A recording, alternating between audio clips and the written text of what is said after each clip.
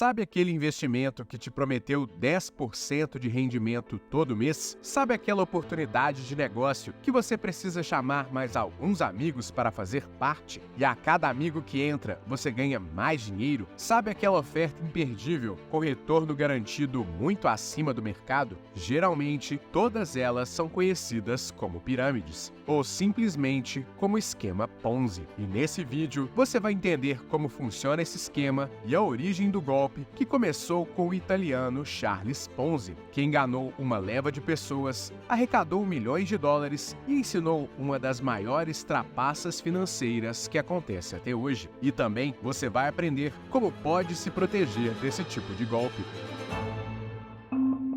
Para entender como tudo acontece, é preciso começar da origem do problema, que começou com o italiano Carlo Ponzi, um imigrante italiano que chegou nos Estados Unidos em 1903, na cidade de Boston, disposto a ter uma vida confortável e a fazer de tudo para conquistar. Pouco se sabe sobre suas origens e sua vida antes da América, mas, segundo ele, em uma entrevista, anos depois, ele migrou em busca de uma vida melhor, mas perdeu quase todo o seu dinheiro depois de apostar em jogos dentro do navio que o levou da Itália para a América. Na ocasião, com pouco mais de 20 anos, ele desembarcou em Boston com cerca de $2,50, o equivalente a menos de $100 hoje, e logo americanizou seu nome para tentar se integrar à cultura local, passando a ser conhecido como Charles Ponzi. Em seus primeiros anos, ele trabalhou em alguns bicos e trabalhos eventuais, e seu primeiro emprego definitivo só viria 4 anos depois, mas na cidade de Montreal, no Canadá. Só que sua grande virada aconteceu quando ele foi contratado como intérprete pelo Banco Zarossi, uma instituição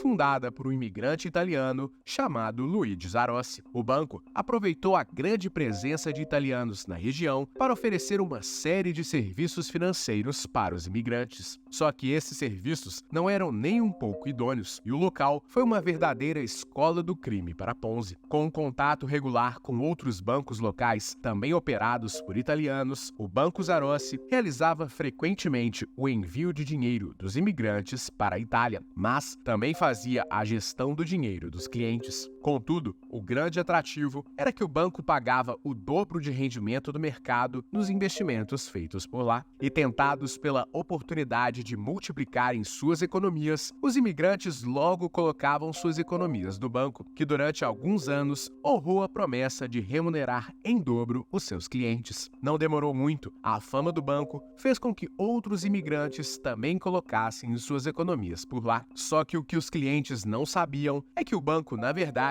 estava fazendo um esquema primitivo que é conhecido como roubar de Pedro para pagar Paulo, já que na prática o banco recebia dinheiro de um novo cliente e pagava o que havia sido prometido para o cliente anterior. Só que esse esquema somente sobreviveria enquanto o banco tivesse novas fontes de renda ou então conquistasse novos clientes para dentro do negócio. Ou seja, fatalmente, em algum momento, o banco não teria dinheiro para honrar todos os seus compromissos. E isso significava que alguns dos clientes não receberiam nem o rendimento e nem mesmo o dinheiro que haviam investido. E com o conhecimento de que o esquema tinha prazo de validade, Luigi Zarossi e seus sócios decidiram pegar todo o dinheiro do banco e fugiram para o México, sem deixar nada para trás, e simplesmente desapareceram, deixando os imigrantes sem suas economias.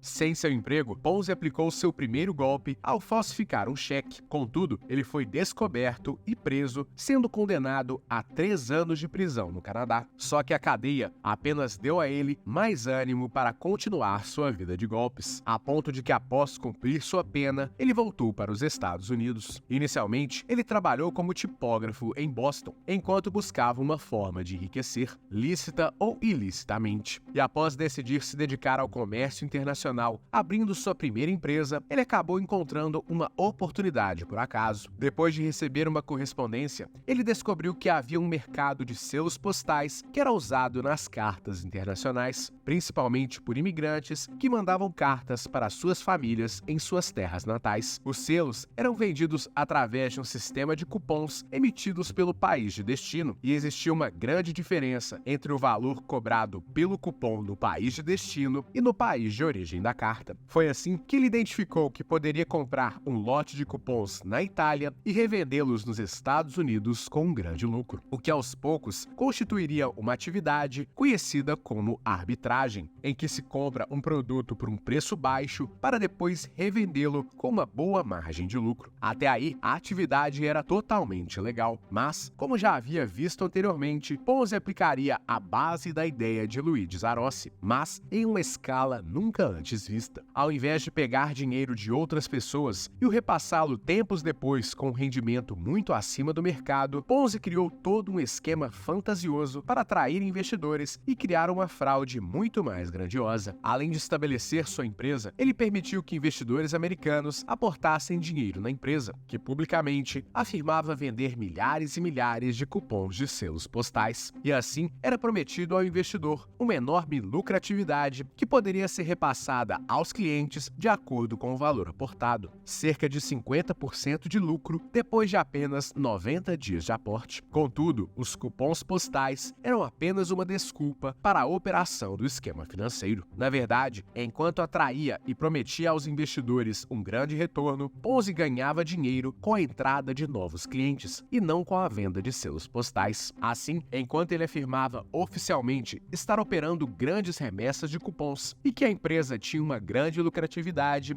na verdade, ele estava apenas pegando o dinheiro dos novos clientes para pagar o rendimento prometido aos clientes antigos. E para dar credibilidade ao esquema, ele honrou as promessas feitas aos primeiros clientes, que logo não só investiam novamente com ele, como também colocavam mais dinheiro e ainda espalhavam o nome da empresa para seus amigos, como um investimento que dava bons retornos rapidamente. Dessa forma, Ponzi criou toda uma aparência de seriedade para a empresa, que para a sociedade vivia apenas da arbitragem da venda de selos postais, quando na verdade tudo era apenas uma fachada para um esquema financeiro, em que o real ganho estava na entrada de novos clientes.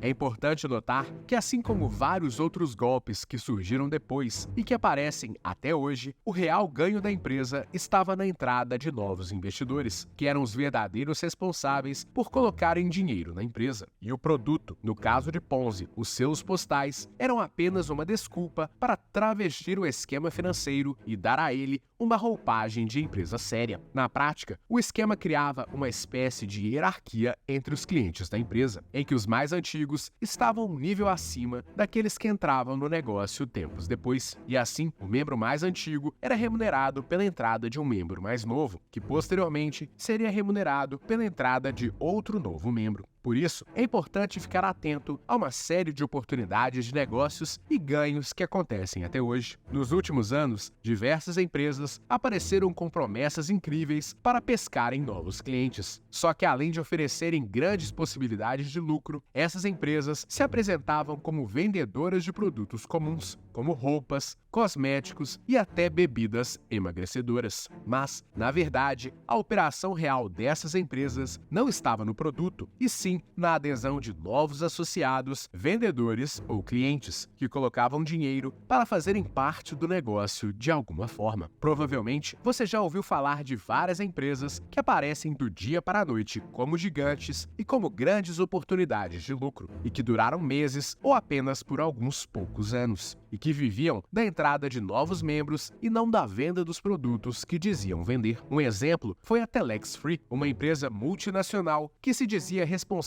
pela venda de um sistema de telefonia através da internet, mas que na verdade ganhava dinheiro com a adesão de novos membros e vendedores, que ajudavam com que a empresa desse retorno financeiro para os membros antigos. O esquema funcionou até ser descoberto pelas autoridades de vários países depois de mais de uma década de operação. Vale lembrar que muitas dessas falsas empresas também se fantasiam de empresas de marketing multinível, em que há o comissionamento de todos os níveis de vendedores envolvidos no processo de venda. Contudo, não se pode afirmar que a modalidade de vendas é por si só um esquema financeiro e nem que sempre se trata de um esquema Ponzi. Para tanto, é importante pesquisar para entender se a renda da empresa em questão é proveniente da venda de produtos ou tão somente da entrada de novos membros. Se a principal fonte de ganho for a entrada de novos membros, associados ou vendedores. Infelizmente, se trata de um esquema. No caso de Charles Ponzi, toda a operação aconteceu em uma época em que as informações eram difíceis e bastava um pequeno boato para as pessoas acreditarem. Na ocasião, a empresa de Ponzi foi recomendada pelo Boston Post, um jornal de grande circulação na época, e a reportagem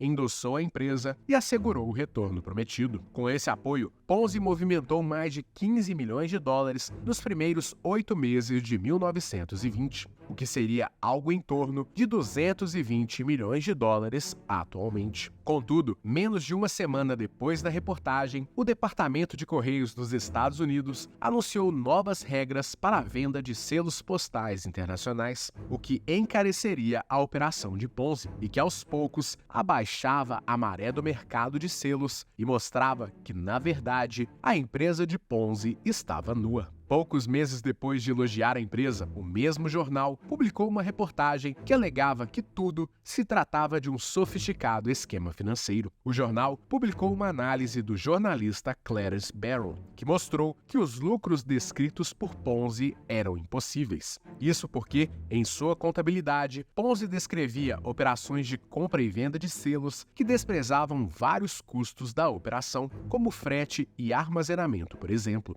e que para ter obtido os lucros anunciados, a empresa deveria ter comprado cerca de 160 milhões de vouchers de selos postais. O problema é que, conforme investigado, desde que o negócio estava ativo, somente 27 mil vouchers válidos foram emitidos nos Estados Unidos. Ou seja, o fluxo de caixa do negócio não vinha da operação de selos.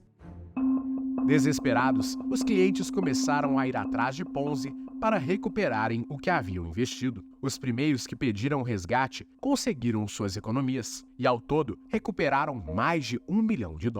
O problema é que os primeiros que foram atrás da empresa conseguiram pegar tudo o que tinham. Depois, alguns conseguiram um pouco do dinheiro de volta, mas a maioria acabou perdendo tudo o que haviam investido, já que, na verdade, a empresa tinha em caixa somente uma pequena fração de todo o dinheiro que diziam ter para pagarem os investidores no longo prazo. Ou seja, tal como uma pirâmide, alguns poucos receberam tudo, outros receberam pouco, mas a grande base dos clientes não recebeu nada. Tudo isso porque, no final das contas, Ponzi também roubava de Pedro para pagar Paulo. Descoberto, Charles tentou fugir como Zarossi, mas acabou sendo preso e condenado pela justiça americana por acusações federais de fraude postal. Ele cumpriu 3 anos e meio de prisão e depois foi condenado por acusações estaduais, retornando à prisão. Quando conseguiu uma condicional, ele tentou fugir, mas foi capturado e voltou para a prisão, sendo liberado apenas em 1934. Depois de cumprir todas as suas penas, ele foi deportado para sua terra natal, sem nunca ter se tornado cidadão dos Estados Unidos. Não há informações precisas sobre o que ele fez depois da extradição e nem se ele conseguiu levar consigo alguma parte do que recebeu durante o esquema. Contudo, sabe-se que no final de sua vida, ele estava no Brasil depois de ser transferido por uma empresa italiana que faliu pouco tempo depois que ele chegou ao país. Ele faleceu em 18 de janeiro de 1949 em um hospital de caridade no Rio de Janeiro, deixando apenas $75 para pagar o seu enterro. E ao final, fica a lição: desconfie de empresas, negócios e investimentos que prometem grandes retornos fáceis e rápidos. E pesquise bem, pois tem sempre um Ponzi para roubar de Pedro e às vezes também de Paulo.